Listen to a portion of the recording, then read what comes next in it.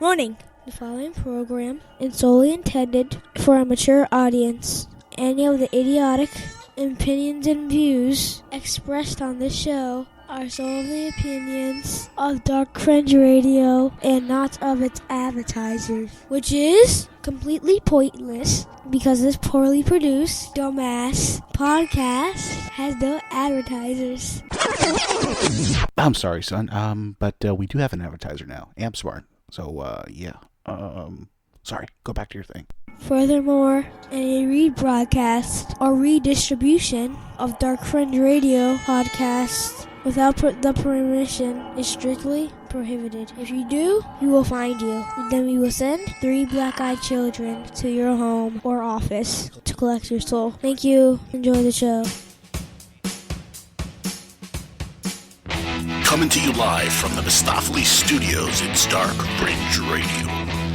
And welcome one and all to Dark Fringe Radio. I am your host, Will Martinez, and of course with me every week, my co-host with me, Jay Galosi. Jay, what's going on, brother? What is up, my friend? Nothing much, man. Feel very energized tonight.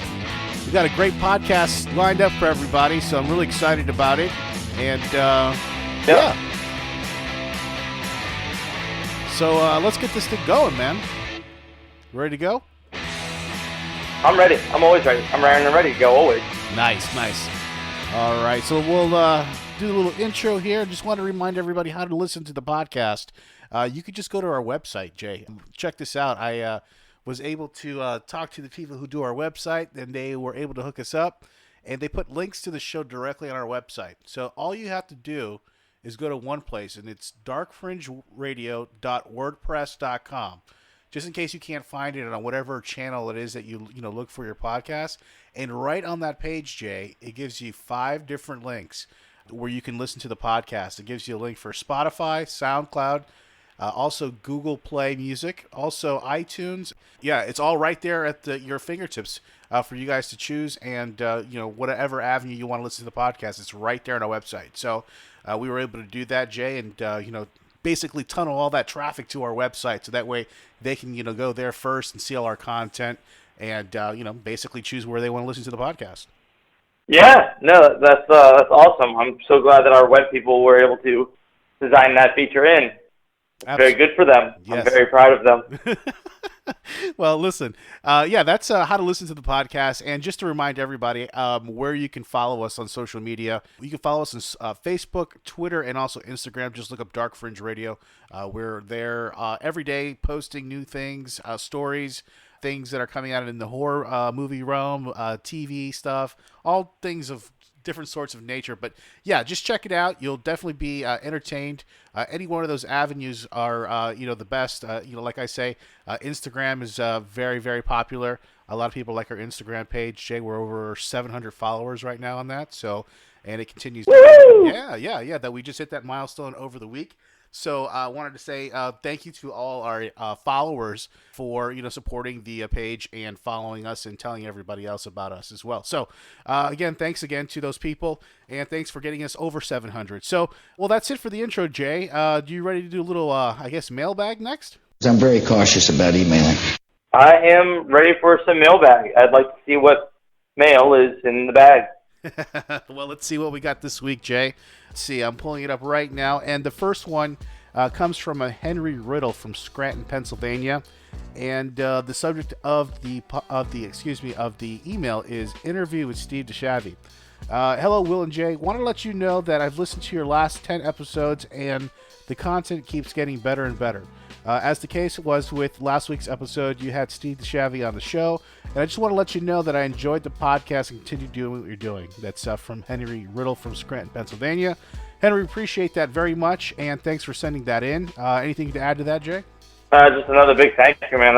That's awesome. We are glad to hear such positive feedback. We're glad to hear that the content is getting better, and we're working every day at it to keep it getting even stronger. Yeah, definitely. Between Jay coming up with new ideas for segments of the podcast, and us being able to procure these interviews. It really adds a lot more content to the podcast, and I'm happy that I'm able to get it to you guys. So thanks again to Henry Riddle down from Scranton. The next one comes from Peter Vogel from Albany, New York, Jay, and the subject here is Bigfoot. Oh, wonder what this could be about, huh, Jay? Yeah.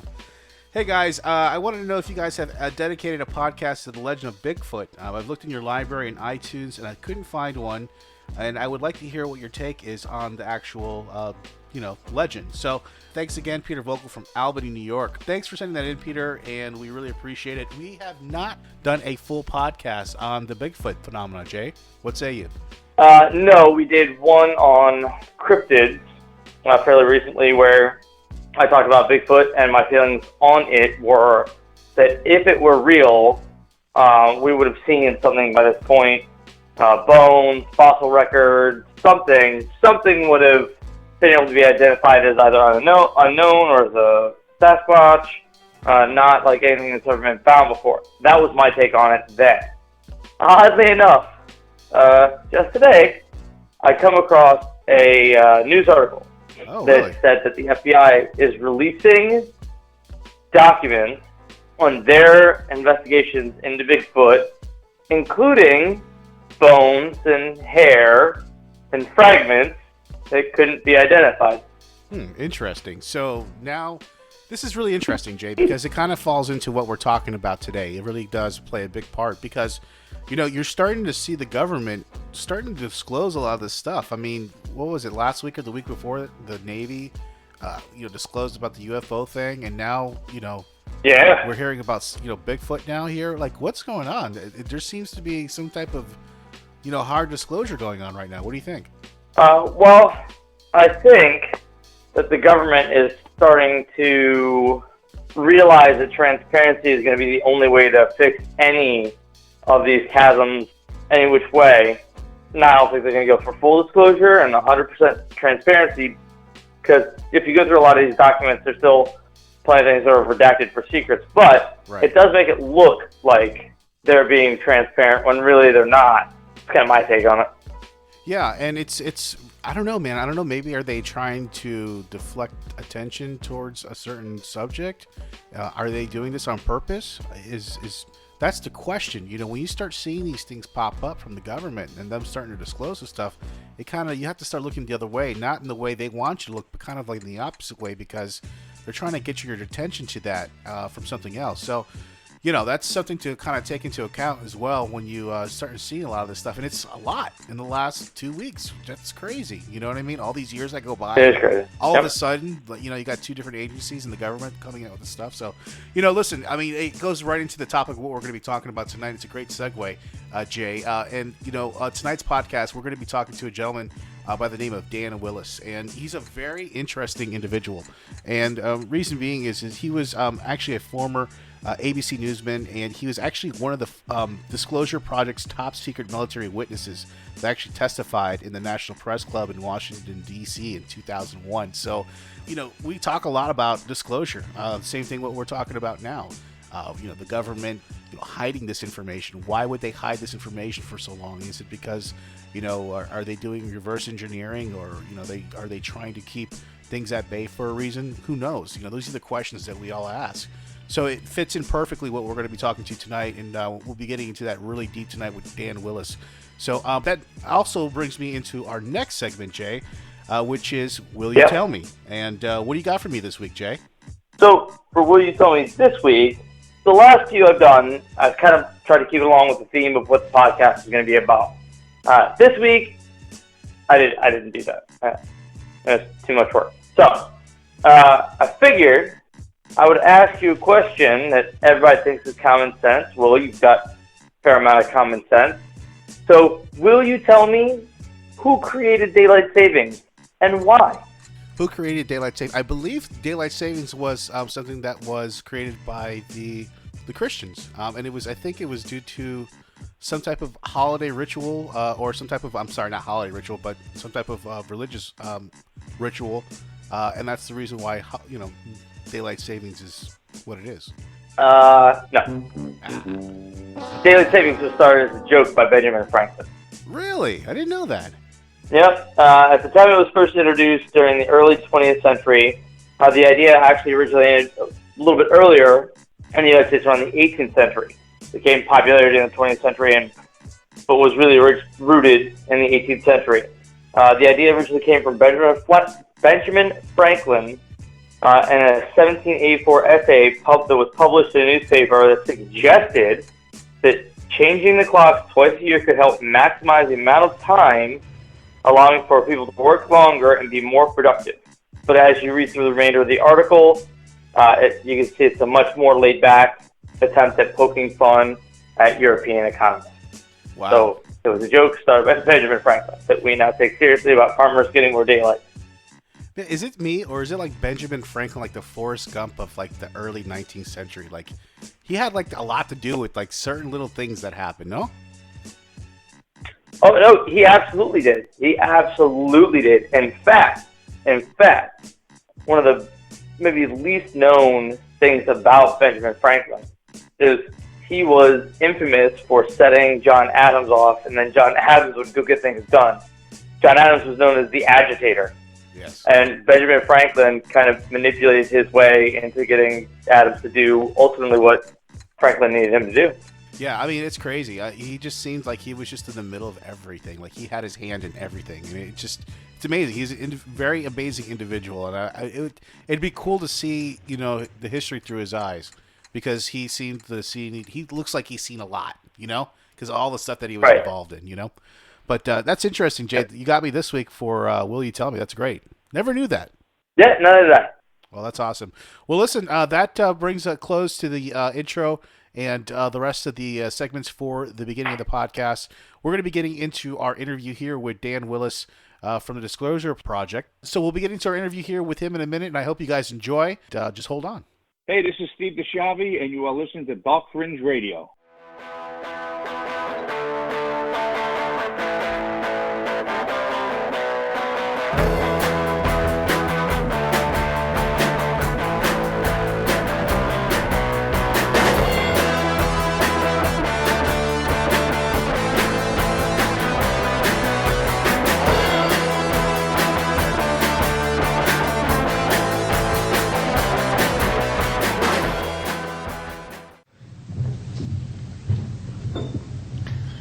My name is Dan Willis.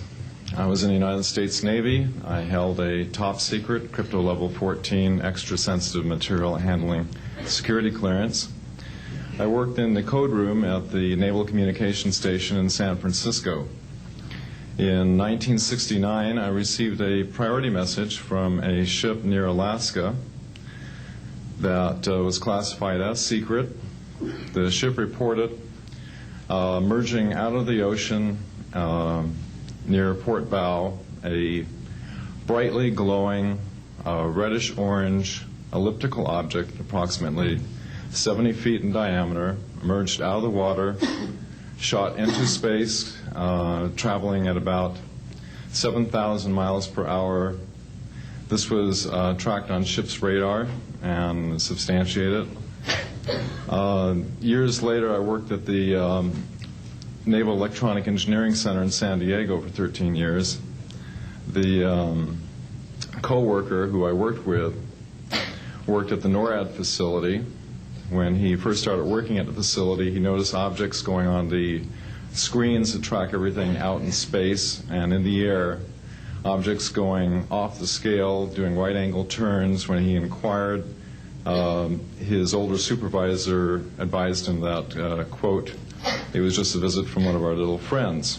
He thought this was a little unusual. These statements are true. I'm willing to testify under oath before Congress. Thank you.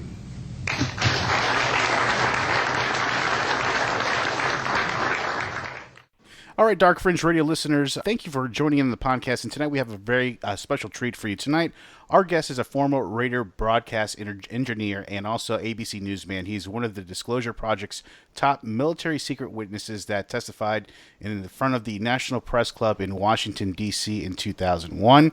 He is also put together the webmatrix.net, basically a chronological timeline of the secret matrix revelation, like I like to call it. Welcome to Dark Fringe Radio, Mr. Dan Willis. Dan, how are you tonight? Oh, Will, pleasure to be on your show. It's good to get this information out there. Absolutely. Listen, thanks for coming on. And listen, I checked out your website, the webmatrix.net. It's a very interesting website into the fact that it chronicalizes basically a timeline from, basically to beginning of recorded human history till now about the false reality that we live in, basically. Is that correct? Yeah, I didn't want to go back too far in time, just to the beginning of the 20th century, about the year 1900, although in the sections where, there's a lot of connections with secret societies and secret space programs, that go back further back to the 17 and 1800s. Pretty much is just a chronological of based on, I'm only one of hundreds of military intelligence witnesses, based on all these different testimonies on certain leaked, authenticated, classified documents that came out that paint a picture when you put them all together, and you put them into a chronological order and see the unfoldment of the information and how we got to where we are today. All this was inspired by a media company out of Hollywood. They knew I was a witness and an ex-ABC newsman who wanted me to write an article on the control of the media, which I wanted to find out because when I went to Washington to testify, I thought it was going to be part of a world-changing event. I mean, the testimonies what we're saying were incredibly explosive, but the mainstream media effectively did what the CIA terms limited hangout and sanitized it in such a way that, on the alternative media, a lot of people picked up on it, but on the mainstream media channels, it got completely sanitized. Yeah, it seems to be a repetitive mode of operation or modus of operandi for the CIA to do that. And it's funny that you back in 2001 were a part of that group. How did the path go from ABC newsman to being on this this hearing in front of DC in 2001? How did that go from there to there? Yeah, that's a good question. Well, in 1969, I had a high-level top-secret clearance in the Navy, in naval communications, working at Naval Communications Station, San Francisco, receiving secret classified messages going to the Chief of Naval Operation that were priority that the ship was reporting reddish-glowing elliptical objects merging out of the ocean, shooting off into space, radar operator tracked it going over 7,000 miles per hour. That all was stuck in my head because that was a secret authenticated message, Oh, yeah. I thought it was quite unusual, but as I research out, I find out that's really commonplace. The Navy, and as far as the Soviet Navy as well, there's most of the UFOs coming. Well, they know what they are. They're not unidentified, but they're going in and out of the oceans, more than half of them. So apparently there's bases deep underneath the ocean. Years went by. I had went at 50 feet over my head, about 100 feet over my head, about a 50-foot diameter disc flew over.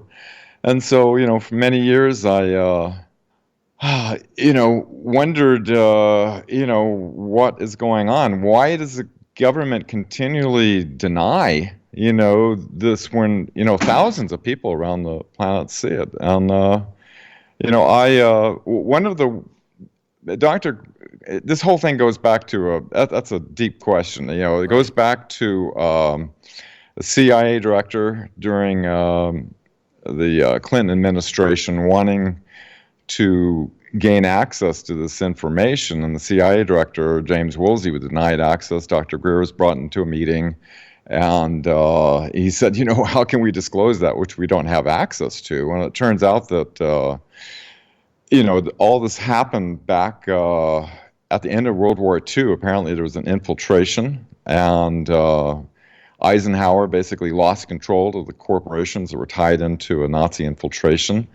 And Kennedy was fully aware of his background, Office of Naval Intelligence, and so ever since that time that we lost control, our legal constitutional government has not been able to gain access. And so back in '93, Dr. Greer started this witness archival project where he got like 500 witnesses, including admirals, astronauts, generals.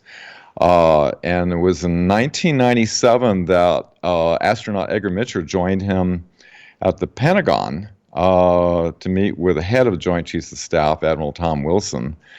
And I was sharing with you that video I did of Bob Lazar. Oh, yeah, we're going to get into that in a second. But yeah, go ahead. The meeting before that, Area 51, basically Nellis Air Force Base, sent out a NRO, it's a National Reconnaissance Office, classified advisory telling the personnel on the base, if anybody interacts with this group meeting that's right outside the base, they'll be, reprimanded and punished. So on that list of that document, is distribution, as they send these things out, was Magi Ops, Cosmic Ops, these different projects that are termed unacknowledged special access projects, which essentially it doesn't matter if you're the president or head of intelligence, you're denied that the project even exists. And it's how they've been able to keep it quiet, since 1955, all these operations. So what happened was this document was presented to Admiral Tom Wilson, who found out that these projects were real. And when he tried to gain access, he was told, sir, you do not have a need to know. And he said, the hell I don't. I'm the head of intelligence. And so, he said to Dr. Greer, quote, if you can get your people together, go before the media, you have my permission. This group is illegal, quote unquote. And they are illegal. What happened was Nelson Rockefeller restructured the CIA MJ-12 operations, who was, Eisenhower's vice president. And so every president ever since that time tries to gain access, or any congressman or senator or anybody in our legal government, they're basically out of the loop. After the disclosure conference, I traveled around the entire United States and major cities with Dr. Greer, and had thousands of people. We had the executive briefing video that we shared with the Pentagon that had this explosive testimony going out, and we had standing ovations. But the media would come in every time and use what's called the giggle factor and just kind of make fun of it, of like, the Disclosure Project's looking at aliens to solve the world's energy problems, so they manipulate it that way to not alert the public of the implications and the extreme importance that these witnesses are revealing. And so nobody wants to write a letter, to their son. Nobody has the time. And so I put together a online fax. I had 30,000 faxes go off to the president and senators and representatives. And I told people, send me the responses that they're getting. And I put it up on the webmatrix.net. I have about 52 president, and it's during the Bush administration, which denied a congressional hearing, not a surprise. And basically they're all out of the loop, and which is, you can imagine if presidents and the heads of Joint Chiefs of Staff were being denied access, as well as CIA directors, members of Congress aren't going to be read into this stuff. But the important thing about all this is that we've been kept in a technological bubble ever since, Nazi Germany had anti-gravity back in 1934. 20 years later, of October 1954, the United States finally achieved anti-gravity. Everything went deep black, went into these black projects. That's actually interesting, because I actually was reading, the site that you put together, and you actually mentioned how the flying saucers were actually invented by a member of the Vril. And that was a pretty interesting revelation that I didn't even know myself. I knew the Vril had a lot to do with the technology that was developed, but I didn't know they had anything to do with the flying saucer. Oh God, yeah. The German secret societies that were all connected with the Thule Society and the Viral and the Black Sun, and all those were all connected with Nazi Germany deeply. And what happened was, Maria Orsic was getting channeled information from a group of extraterrestrials that were, some people call them Nordic, that were from the Albarian constellation, that was getting a design of a craft that could warp time around it because of the nature of the torsion physics, how it affects the time-space around it. And her father gave this information to Dr. Schumann, Schumann rather, who is famous for the Schumann resonance. Right. He had a lot of knowledge in electrostatic plasma physics and stuff like that, and they were actually able to take those diagrams, and by 1934 actually had a working flying disc, which when Bob Lazar went there to work, it was 9 discs, and I think 2 of them were Viral. Some of them were the Hanabu, which was the Nazi SS took over, by the way. And then some were extraterrestrial that were, Zeta Reticuli type craft. Yeah, one thing that I wanted to bring up as well was that, we've been receiving messages from, extraterrestrials for longer than what we know. One thing that I read on your website that I didn't know myself, that Nikola Tesla actually received messages back in the early 1900s. Is that correct? Oh yeah, and he was friends with Maria Orsic, and they were comparing notes. Because it's interesting. The Viral craft, unlike the Nazi Hanabu, was controlled through consciousness, and Tesla, shared all his knowledge of anti-gravity with Otis Carr, who, the FBI came in. He had the OTC-1, which was a working flying craft, which one of the witnesses, Ralph Ring, was actually one of the pilots. And it's exactly like the Viral craft, which was operated through consciousness, where they would direct their intention of where the craft would go, and it would go in that direction. How the mechanism of all that works, I don't know. But, then you look at the Twining report, General Twining, when they were looking at these things back in 1947, there's like no switches or gears or meters or anything. All this was like seamlessly put together, and it was an interface between the pilot and the craft, the consciousness, and according to some witnesses I've just interviewed, like Emery Smith, who's worked in deep underground facilities, apparently they get the DNA of the pilot to resonate so that the craft's DNA, so to speak, it's actually living, is like an extension of the pilot. Almost like a symbiote, almost. Yeah. And so, the extraterrestrial stuff was really way advanced. But, we developed our own called, one of the witnesses that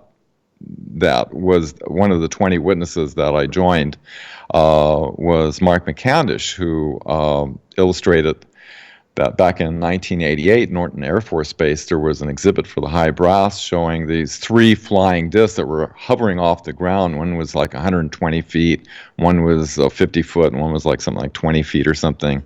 And I sat down at the Hilton with him before we went to the National Press Club, and at the bar, he laid out the diagram of the alien reproduction vehicle. He knew I had a good technical background, so he explained, how the mercury vapor created the canceling of the mass for the alien reproduction vehicles, is what they call them, ARVs. And the propulsion using mercury goes back to the ancient Brahmanas of India, and also exactly what Nazi Germany was using with the tool tachyon generators that were these swirling mercury going in counterclockwise that create the canceling of mass. And by the way, did you see on the internet that the Navy has a patent? I think it was out and originated back in, don't quote me exactly, I think it was 2007, but they released it out that shows that they have a craft, which looks kind of like a TR-3B a little bit, that uses anti-gravity and it cancels mass. So they're seeding the public right now, getting the public's mind ready for disclosure. Yeah, and I think it was the Air Force last year. They actually showed a video of them trying to chase an extraterrestrial vehicle that was unidentified that they were trying to capture, that they just couldn't, unfortunately. So they released that video. So yeah, I think what they're doing is little by little they are seeding this and they are releasing this. I had a discussion with my co-host the other day regarding the whole UFO and an extraterrestrial type of disclosure. The thing is that I think they've been preparing us for many years about this happening. I mean, even now in movies, TV, you name it, it's been preparing us for many, many years to accept the fact that there are extraterrestrials out there and that we are living among them. Right, and keep in mind that ever since Alan Dulles has set up Operation Mockingbird to create the mainstream media, and the CIA is working with liaisons with Hollywood, which started with The Day the Earth Stood Still all the way back in 1951 with Project Dove through Hollywood, and you've got, and not to mention the Rockefeller Foundation taking over and controlling, rewriting the history of what happened in World War II in order to hide the infiltration and the escape of the Nazis, along as the connection with all the banking elite and the corporations and everything. They completely rewrote the history of World War II back in 1946. So our education, our movie entertainment in Hollywood, our mainstream media that we watch, all of it has been creating a perception. You have to think about all the evil alien movies Right. that there are, Yeah. And so you've got kind of like the white hats and the black hats that, some of the white hat activity has been, the original Outer Limits was set up by Leslie Stevens, who also gave the script for Star Trek to Gene Roddenberry and several other things like Battlestar Galactica and whatever. But all this was seeding it out because he was in Office of Naval Intelligence and into psychological operations. His father, Admiral Leslie Stevens, was deep into that and was a contemporary of Admiral Rick Obota, who was involved with the Navy spy program where they had 29 spies that were over in Nazi Germany that we were trying to catch up with Nazi Germany, and they were bringing back information which they were disseminating out and, attempting to decipher. And so there is an effort to have like what's called a limited disclosure, which is controlling the narrative and the perception in a particular way. And then there's the other group that want the full truth, the whole truth, and nothing but the truth, the full ugly picture of all the human rights abuse, all the stuff that's been going on in deep underground facilities that we've had ever since they brought over Xavier Dorsch in 1946 to start tunneling in out in New Mexico, and they expanded out to hundreds of deep underground military bases and in Antarctica as well that, Phil Snyder testified about. Right. So there's you got to watch the narrative of how the mainstream media, I'm talking about New York Times, CNN, the Washington Post, all of their controlled, the 6 corporations that control all of that, most of what you see and hear, except for channels like yours. Well, that's interesting. That actually brings me to my next question that I wanted to pose to you was, you being a, former ABC News reporter, you were there at the front lines getting this information from, various sources through the AP or whoever it may be at that point. But you're getting this information and you're seeing it come in one way, and you're probably seeing it come out another. How often did that happen? I mean, how often did you see, if at all, maybe, did you see that the information get sanitized, or maybe the narrative get changed to maybe push a different type of propaganda or narrative of the said piece or project that you guys are talking about? How often did that happen? Did you see that happen? Okay, well, just to be clear, my part of being an ABC newsman was basically on radio. I'd read the news. I wasn't like a journalist out on the front lines, getting the stories and stuff like that. I was basically ripping off coming off of, this is in the late 70s, ripping off the AP and UPI news feeds. Right. And I had no idea that the text and everything that's created on there, just like the newscaster that's reading your news, they're reading a teleprompter. Right. The people who put that information together is billions of dollars going into think tanks, the psychological warfare that stems all the way back, going to the Tavistock Institute, that basically it got kicked into high gear when Operation Mockingbird became active, which, they started with about 400 journalists, and, many journalists have come out and said, I have a trained to lie and deceive the public, but the CIA is giving me this information, and it's supposed to look like it's coming from independent sources. So the Central Intelligence Agency has been, and there's good people in the NSA and CIA and everything. I'm just saying that there has been, as both Eisenhower and Kennedy tried to warn us about, and basically an infiltration. And they have been, attempting to control the perception. Yeah, I think that's correct, and I think they've been very successful at that. From the beginning, let me go back, a little bit. From the beginning of time, there's been these societies, and you touched on it, these secret societies that have ingrained themselves into the elite of banking, and to the higher cabal, the highest elite of the elite. Do you suggest that is the core of this issue, of the non-disclosure of this, happening? What do you think? Well, no doubt the history goes back quite a ways, going back to May 1st of 1776, when Adam Weishaupt, who was the protege of Rothschild, to basically infiltrate the the Bavarian Illuminati into the Freemasons, and then they created the 33rd degree. And my family comes from some French royalty, and they had like high-level 33rd and 32nd degree Freemasons, and I've been in the another secret society myself since 1976, the Rosicrucians, but seen nothing but benevolent teachings with that. Yes. What happened was, yes, they use the secret societies because a person going into that, it gets initiated where they really keep secrets really well after a long period of time. They get this indoctrination. And so it's only the inner circle. And they created what was called a 33rd degree, which is normally went up to 32nd. But a 33rd degree, you cannot do anything on your own to get there. It's an honorary degree.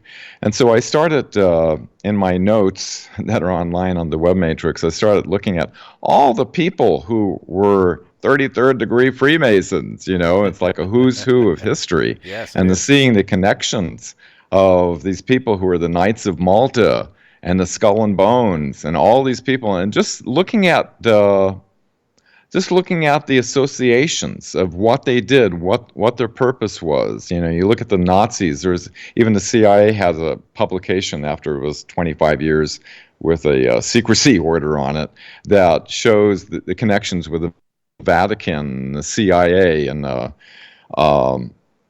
Nazis. So the relationship goes back deep. The trouble is we have a society that's been. The Nazis had this plan before the end of the World War II called Weltanschauungskrieg, which means worldview warfare. They planned to infiltrate into the United States, which they did. thousands of Nazi spies under General Reinhard Gehlen went into the CIA, went into NASA, as many people know.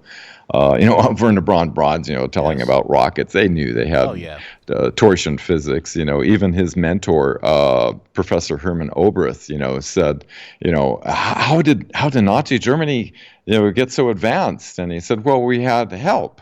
And they asked from who? And he said, well, we had help from people from other worlds. So apparently the Nazis, they gained into an alliance that assisted them, as Admiral Byrd, found out when he went down Operation, High Jump, that James Forrestal sent him down to destroy the Nazi base, but they were attacked and, limped back, and everything was hushed up. And then Forrestal was thrown out the window and murdered back in 1949 when I was about 1 month old. Oh, wow. Look at that. Well, listen, Dan, you've talked about all these, information that you've tried to disclose. You had that testimony in 2001 at the National Press Club in Washington, D.C. to an attempt to bring forth all this information, to the world regarding UFO information, extraterrestrial, military black budgets, reverse technology, engineering. We talk about all that stuff. We know that the CIA came in and just suppressed all that information, but what are some of the personal experiences that you've had? I know you mentioned earlier that you had a craft that flew over your head about 100 feet. Did you have any other experiences, besides that? I've had, but they're pretty bizarre, and I usually don't talk about them because people think, oh, that sounds really out there, Not to my listeners, Dan. Not to my listeners. Go ahead. Strange experiences happened back in 1977 just real briefly, I was out in the mountains camping, and I felt a presence coming from the sky, and I raised my hand out there, and I said, is somebody out there, and a craft came down. It was like oscillating different colors, and I called my girlfriend over to look at this, and I said, do you see what I'm seeing? And she kind of got freaked about it, and so that, I wanted them to come in closer, interact with them, Absolutely. And then I had an interesting, I came home from work. I worked at the Naval Electronic Engineering Center for about 13 years. I was a broadcast engineer for the most powerful FM station for many years before that. And I remember laying down on bed, and I got teleported on board a craft, and there was the beings around, and the main being came in and put me through some kind of portal, like a vortex, and essentially was showing that our mind is projecting reality, and it's kind of like took me in between the pulses of creation, if that makes any sense. Oh, yeah. And was showing me how we're co-creating this participatory reality. This is 1977.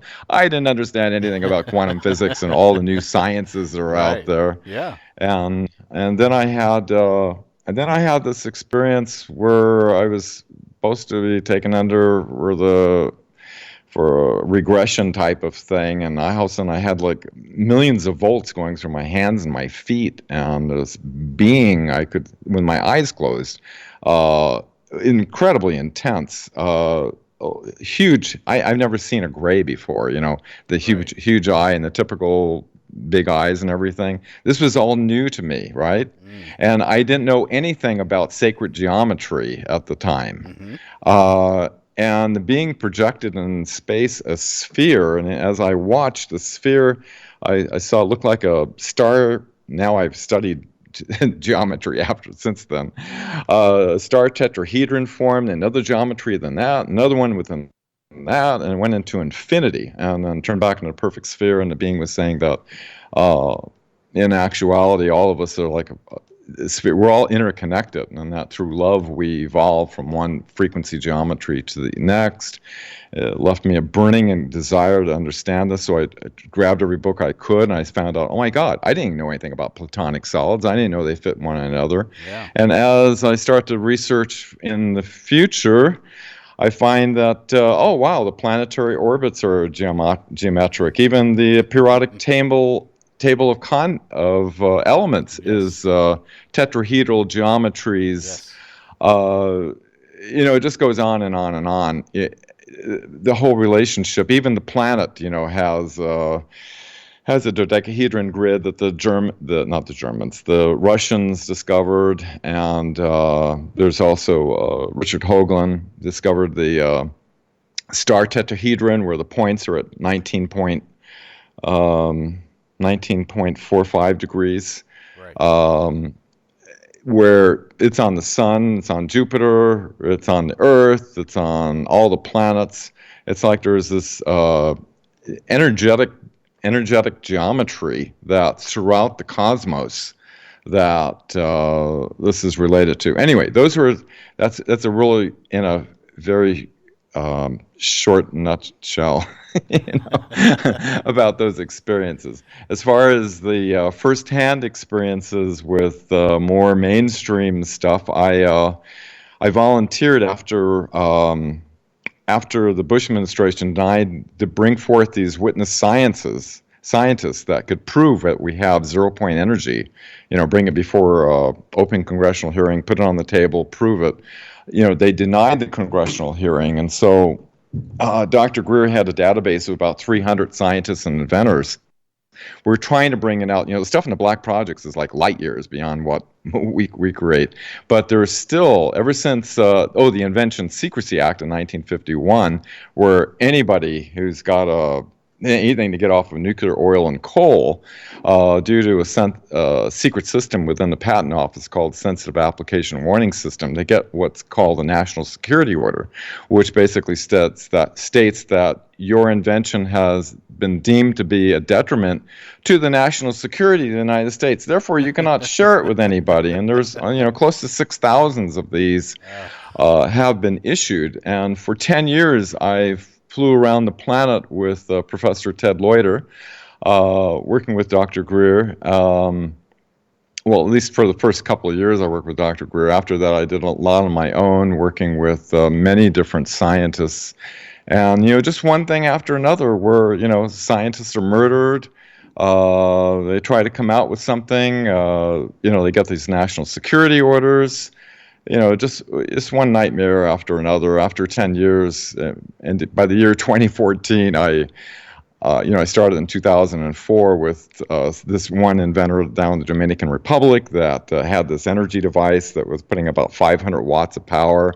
I flew down there with a professor. Dr. Greer went down there first, saw it operating and everything like that. We went down there. The inventor said, just before we got there, the two agents that said they were from the CIA said that this works, you're dead. And so he had completely disassembled the entire thing. Because I have a very good technical background, I've worked with electronics and engineering for a long time, and unconventional sciences, as I worked with Dr. Marcel Vogel in the laboratory, which my notes can be seen at marcelvogel.org.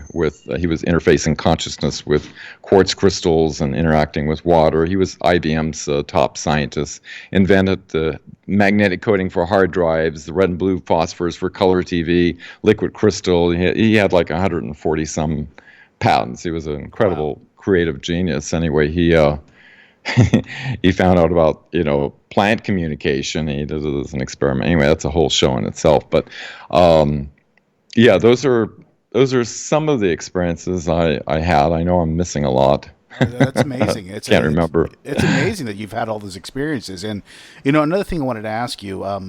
Back in 2001, you were part of this. This hearing, but you also were part of another disclosure that you didn't maybe even were aware of at the time, but back in 1993. Now, this is something that you sent to me via Facebook, and I was actually reading it at the last hour here. It's pretty interesting stuff. It's regarding Bob Lazar, and you actually video recorded all this back in '93. Is that correct? Yeah, yeah, it was, he went public in '89, but his face and his voice was disguised, with George Knapp on Las Vegas television. And then the first time he ever became public was a meeting which the Area 51, the base actually gave us this tent. It was a kind of a camouflage tent. And there was about a dozen and a half people or so, pretty knowledgeable people. And I just happened to be sitting in the front row. They said no recording devices allowed whatsoever. And so Bob Lazar was being hit with 2 hours of questions for the first time publicly. But I broke the rules. I had my video recorder clandestinely sitting on my lap recording the full 2 hours, which I put up on the webmatrix.net. You can watch. And so Bob Lazar, he's the real deal. They found out the element 15 was real from Lawrence Livermore Laboratories almost like a decade after he said this element is what is being used, and it's completely stable, and it's exactly as Bob said. So now there's a movie out about him, and the more people are getting aware. Yeah, I think he's becoming a little bit more mainstream as time goes on, and I'm really happy about that because he deserves to be, because he's brought forth a lot of information. So do you, and so do Dr. Stephen Greer, of course. But getting back to this, do you ever have that fear? We just talked about the things that the CIA has done, and there's no better motivator than death. Going back to that Brazilian scientist you were talking about, has that ever crossed your mind? Has things have they threatened you in some possible way or another? Well, remember I mentioned about Admiral Tom Wilson saying, if you can get your people to go before the media, my permissionless group is illegal. There is a lot of people that are called white hats, you could say, that want to see this disclosed and know that there's a dark cabal that's been controlling this. And, I can't say completely, but most all of the witnesses, nothing has happened to us ever since that happened. And my testimony is like baby stuff compared to what the other witnesses were disclosing, like Carl Wolf, who I was with him in the Hilton in his room before he went, and he was really nervous to go forward. He had a regular good life going on. Yes, he was just recently run over on a bicycle accident. But he saw a base on the other side of the moon. NASA, Donna Hare, they airbrushed the UFOs out before releasing to the public. The astronauts are told keep quiet. Will actually happen when they went to the moon, 1969. Nukes are being shut down. We have alien reproduction vehicles. We have zero-point energy. We've got presidents, CIA directors are being denied access. Just on and on. Explosive testimonies. Yeah, I know. I remember that story about the nukes being shut down. I think that was in a mountain in, I believe, North Carolina, where there was a UFO sighting. It was Malmstrom Air Force Base in Montana.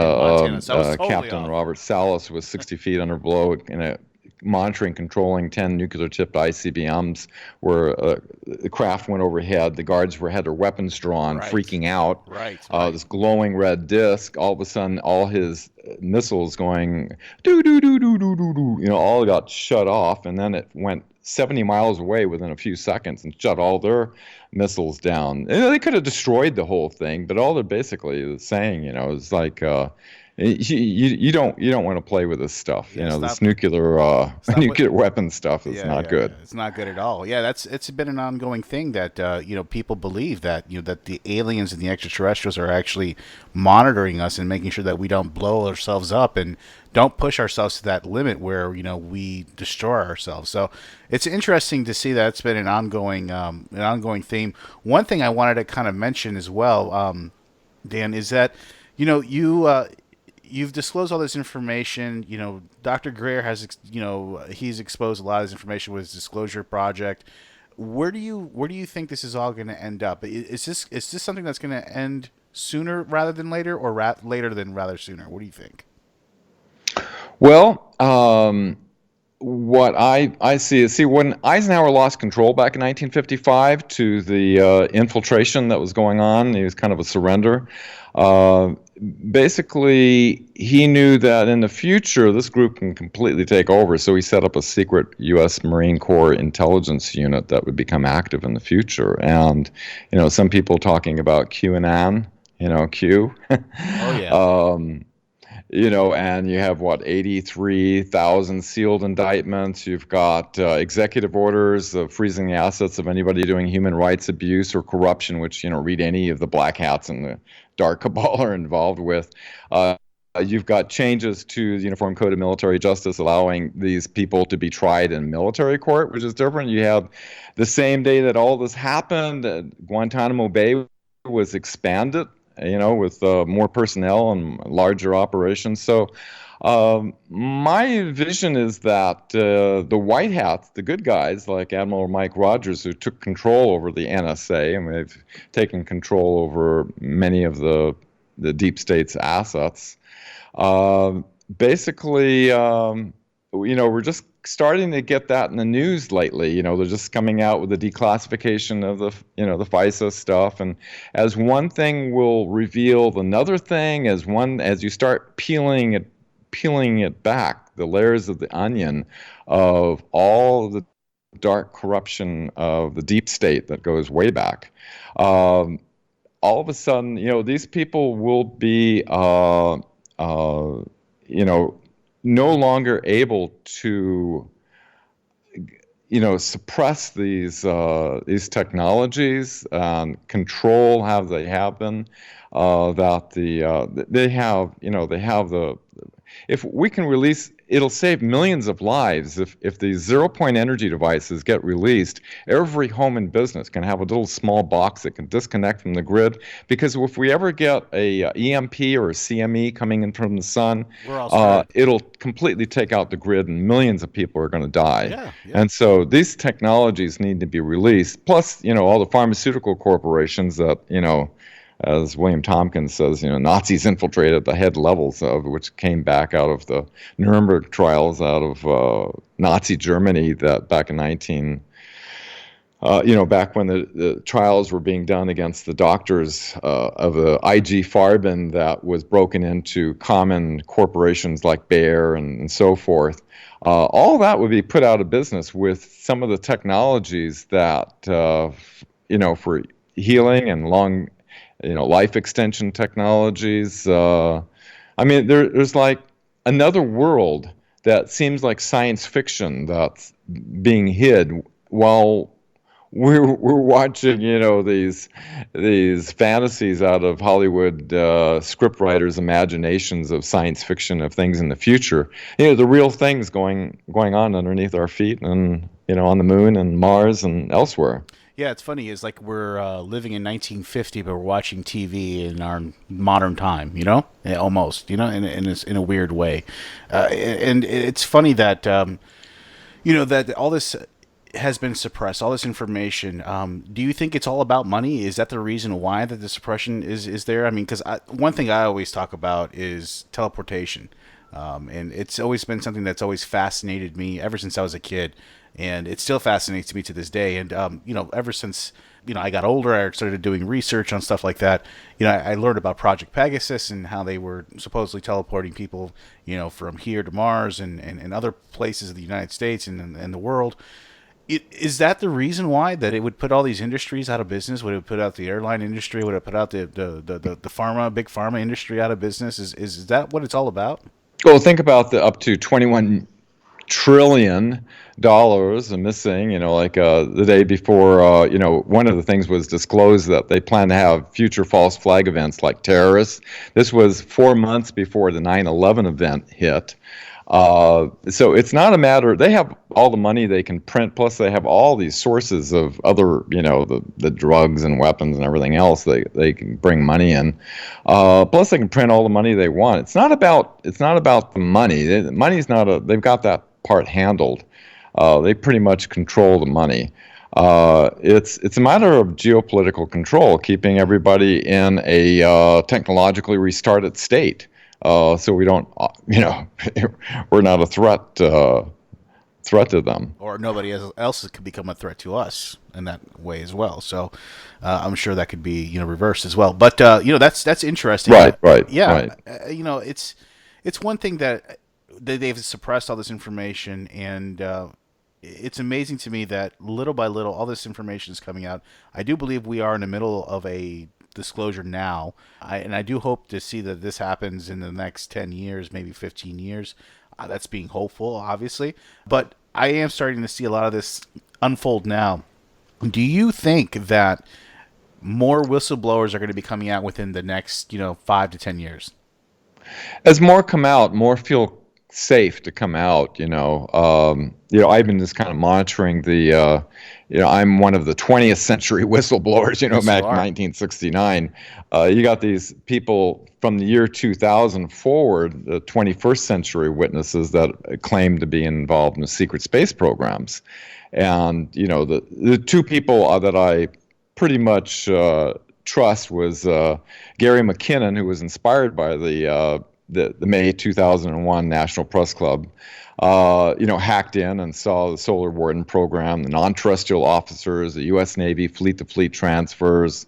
And then you have William Tompkins, who I've worked with Dr. Sala and looking at researching his huge amount of documentation and people who knew who he was and did things, and then you have all these other people. It's just impossible for them to get documentation, but you never know when you're going to get a DDT operation. Somebody will be a plant. DDT is a decoy, distract, trash. Nice. they send people into basically sabotage. muddy the waters. Yeah. But it's fascinating, and there's a lot of indications that. Yeah, we do have a secret space program going on. These little things, these little tidbits get dropped and dropped and dropped, and it's amazing that us as human beings, Americans or whatever, we're all human beings. We fall for the same narrative, and the common theme comes up is something that you mentioned is cognitive dissonance, and I know what the term means, and I've seen it applied, but could you maybe explain it to our listeners and how it applies to this reality matrix, please? Oh, yeah. Well, cognitive dissonance is basically people experiencing the glitches in the perception matrix that's been created. And there's a lot of glitches. Oh, yeah.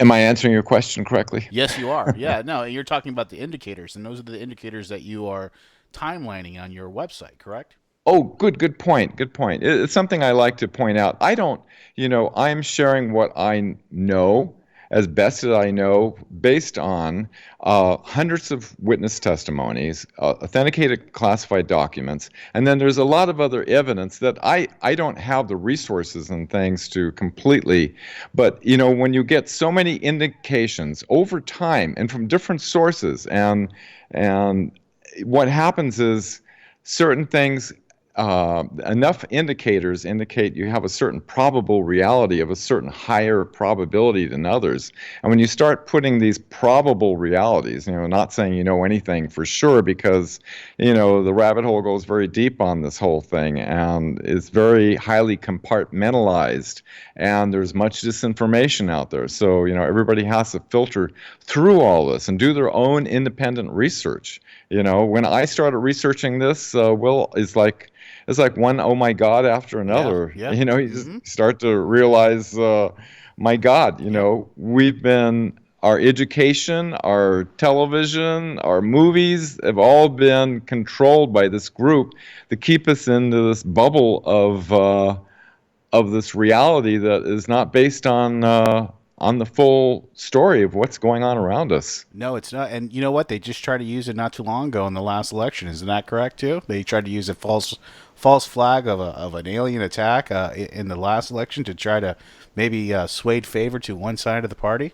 Well, it was one of the Benson Research Group for the Clinton Foundation. They were looking, they were like panicking, that see the Bilderberg Group appointee was, the Clinton, so they were trying anything. One of them was a possibility of a false flag alien invasion where they have the technology to create this thing, but that's not going to. We already disclosed that back in 2001. That's that doesn't really work anymore. Yeah, no, it's funny because it's like everybody in politics has to be involved in some form or another in these other workings, because you even see now reports are coming out that Trump Jr.'s son, Trump Jr. was a part of a lot of Bilderberg meetings that were happening as of late. So again, there you go. The narrative is being pushed again by the powerful, the elite, the cabal, and it's just it doesn't seem to stop.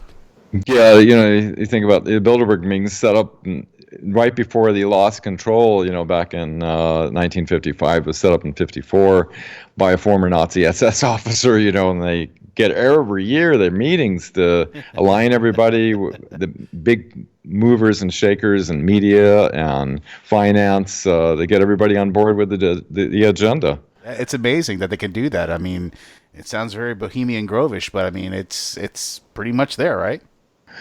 They, ever since they lost, they lost control. They've been going overboard and every pulling out all the stops in every way possible. So, my vision is hopeful for the future. I didn't have hope before, but now that I know the dark cabal kind of lost control on that one, and that we have the white hats, which could be that secret Marine intelligence unit surfacing as Q. Yes. I believe there's some hope.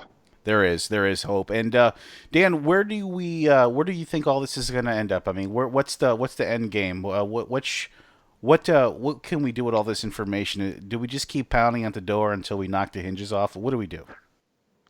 Well, everybody educate yourself and find out the truth behind this. And once you don't take anybody's word about anything, don't rely on any one source. And once you do, start. There's a collective mind that we're all connected with, and start sharing it. My vision is that very soon these dark elements are going to be exposed, and the technology to be released for the good of mankind. And, all these wars have been created. I ended up in combat action in Vietnam because of the Gulf of Tonkin false flag event. And all these poor guys that, in the Middle East, my heart goes out to what the PTSD they go through. We don't need to have these lies, these wars anymore. If we just had Memorial Day, and if we're to truly honor all of our soldiers of the past, present, and future, we need to expose these lies. Yeah, it's funny that people come up to me and they say, "Hey, Will, you do this podcast, you talk about a lot of conspiracy theory, how can you believe all these things?" And I was, the first thing that I point to is the Gulf of Tonkin. No, and research, and I point to the Gulf of Tonkin. I'm like, look, right there. It happened in Vietnam. This is the reason why we went to Vietnam. Look into it. Research. Look into the Gulf of Tonkin, and then you come back to me and you tell me. So it's been proven over and over and over again. Dan, what else? What's next for you? What's next on the horizon? What's your next plans? I'm sure you're going to continue to compile all this information on your website. What's next for you? Please tell us. I've actually taken a break. I'm just sitting back and watching now. But there's the webmatrix.net. It's just my online notes. I don't make any money at this. I don't associate anything like that with this. I just, whenever I have an opportunity to share my very small piece and promote the collective awakening of what all these witnesses are saying, I'll try to do that. I do, shows once in a while. But that's pretty much it. I live off the grid with my wife up here in the mountains and Siskiyou Mountains of Oregon, and just kind of enjoy every day. There you go, man. Well, listen, thank you so much for coming on Dark Fringe Radio. And everybody, you can follow all of this information at thewebmatrix.net. You can follow all of Dan Willis's information there. What we tell you to do is continue to do research, just like Dan did, and put all this information together. And whatever interests you on this type of information, continue to do that research. Don't give in. If you have something that questions your being and whatever that may be, go into it, research it. And I thank you, Dan, for coming on the podcast. Again, you can follow him at thewebmatrix.net. Again, Dan, thanks so much for coming on the podcast. Thank you. Yes. Question everything and research and keep a positive vision. Things are looking up. You heard it from the man himself, Dan Willis. Thank you so much for coming on the podcast, and we'll have you on again soon, okay? I look forward. All right. Well, good to have the show with you. Thank you, Dan. Thank you so much, and have a great night. And thanks, Dark Fringe Radio listeners. I hope you guys enjoyed that interview with Mr. Dan Willis. And I want to thank again Dan for coming on the podcast and disseminating all this information that he's compiled on his website, and being able to really talk about the disclosure issues that we're having. And now we're starting to see these things actually starting to come out. As me and Jay started talking about earlier with, regarding, Bigfoot and, the UFOs and, all those things that, me and Dan spoke about as well in the interview. So again, I wanted to thank Dan for coming on the podcast, and, we hope you guys, come back on in the future. So again, that brings me to our next segment here, Jay, before we go to the outro, and that's what to watch. And that's where every week Jay gives the listeners a suggestion on a show, whether it be a TV show, movie, or something, just to, give you an idea of something of good quality to watch. So, Jay, what do you have this week for what to watch? So, there's been a lot of things I've been kind of getting a little bit more and more into as the weeks go on. There's two shows that really stand out, and I was going to talk about the two of them. They're both on Netflix. One is really focused mainly on conspiracies, almost especially, at least the first two episodes have been like all about World War II, which is super interesting. Oh, yeah. And then there's this other one that, it doesn't matter. I'm not going to talk about the other one. So what I am going to talk about is it's a stand-up comedy routine done by a guy named John Molancy. Okay. He was a writer for Saturday Night Live, eventually ended up getting on Saturday Night Live, and now is doing a stand-up. His most recent one is called Kid Gorgeous. And I didn't know what to expect, because I honestly had never heard of him. And as I was trying to find something good to watch, my daughter was like, oh, I love this guy. So I put him on. And I, within minutes, was laughing so hard, I almost spit up my beer. Like, it almost came out of my nose. So he's a good stand-up, huh? He is. He's fantastic. I ended up going back and watching his other two. They were awesome as well. So if you haven't caught any of his stand-up, all three that I saw on Netflix were fantastic. I was beyond surprisingly pleased. That's awesome. That's cool, man. That's cool. I'm going to check that out. I love comedy. I love stand-up. It's kind of like one of those things that I just, I love it in my own, in my own way, because I like certain comedians in stand-up. I like certain styles. Certain styles I just don't like. You know what I mean? Certain styles I do like. There's one that I did see lately, just to keep on the theme of the dark side here. But Anthony Jeselnik, I don't know if you've ever seen any of his stand-up, but he's a very dark humor type of stand-up guy. And if you've never seen any of his stuff, I mean, he just says the most outlandish shit that you would, that it's just so dark. You know what I mean? And if you got a chance to see him as well. So Anthony Jeselnik, and then of course you said the first guy's name was Robert Mulhaney. You said. John Mulhaney. Okay, very good. So John Mulhaney and Anthony Jeselnik. That's our suggestions for what to watch this week on Dark Fringe Radio. So that brings us to the outro, Jay. Just want to remind everybody, again, on the social media tip, find us on social media on Facebook, Twitter, Instagram, at Dark Fringe Radio. Make sure you do that. Also, I want to remind everybody to go to the website and check us out on our website. We're going to be putting a lot more content on there. We have a section for all our interviews compiled into one section. We're going to have an archive of all the shows on the podcast. On the website pretty soon, Jay. So you won't have to, search for it. You can just go into the website, and it'll be right there for you at your fingertips. So that'll be another added, feature for the website. So there's going to be a lot of stuff on there for you to, look at and hopefully be entertained by. So we urge you again to check out the website. Again, that's darkfringeradio.wordpress.com. Very simple, darkfringeradio.wordpress.com. Check us out there. Check out all our information. So we urge you to do that. Again, also, if you want to send us any suggestions for the show or anything for the mailbag, please send us to us at thedarkfringe@gmail.com. Again, that's thedarkfringe@gmail.com. All right. Well, that's the end of the outro for me, Jay. Anything for you to add? No, that's it. I'll be interested to see how things progress with the government seeming to be more transparent. It was a great interview. Again, it's a really interesting topic, and I'm pumped. I can't wait to see what happens down the road. Absolutely, Jay. Well, listen, thank you so much again for coming on the podcast with me this week and supporting us and doing what you do. I thank you very much. And listen, I just want to tell you how much I appreciate you. And let's keep going, man. We're hitting a good stride here, and I think we're episode 50 something, and on to another 50 more. So, and we're going to be talking about. That's right. Yeah, we're going to be talking about also projects that are going to be coming out in the future. I just want to give everybody a little bit of a teaser here before we go. We're going to be coming out with their own podcast network, and Jay's going to be doing some side projects on his own. Not going away from Dark Fringe Radio, but just adding more content to what we're going to be able to offer on this network. Jay's going to be doing his own projects. We're going to still have Dark Fringe Radio. I may be doing some side projects of my own. But that's what we're going to be doing. So a lot to look forward to in the future. We just wanted to let everybody know that that's going to be coming around the bend pretty quickly.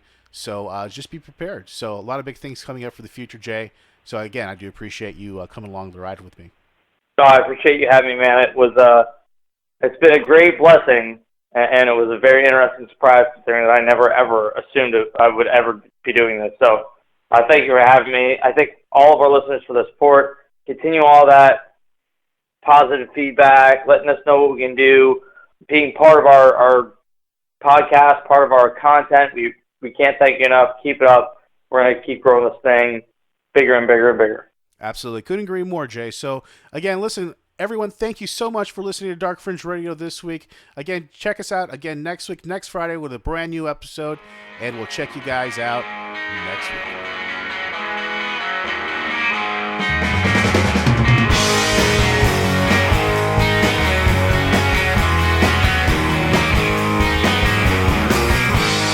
Come on, baby, I'm on my back against the wall. Come on, baby, I just wanna be together alone.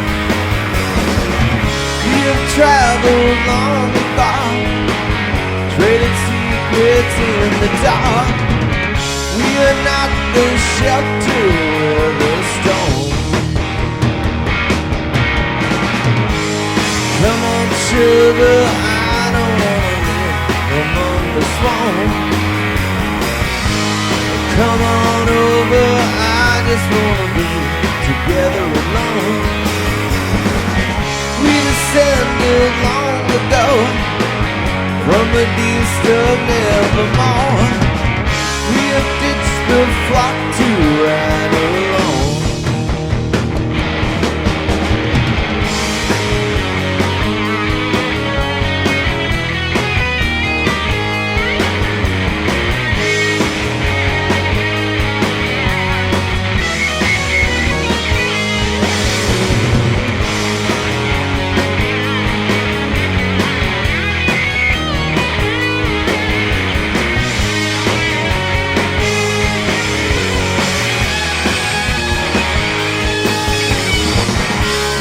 Traveled long and far, traded secrets in the dark.